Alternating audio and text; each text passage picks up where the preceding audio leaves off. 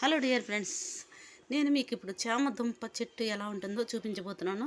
మీకు తెలుసు, ప్రతి ఇంటి దగ్గర ఈ చామదుంపలు పెంచుకుంటాం, మనం చూసే ఉంటాం.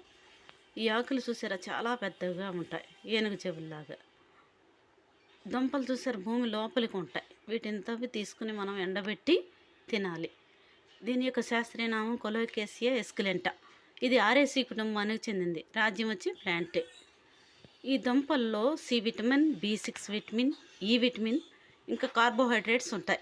వీటిని అతిగా తినకూడదు, వికారంగా ఉంటుంది, మోషన్స్ కూడా అవుతాయి. కాబట్టి మోతాదుకు మించి తినకూడదు.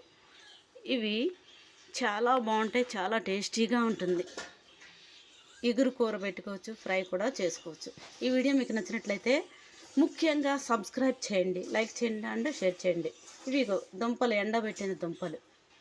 బాయ్.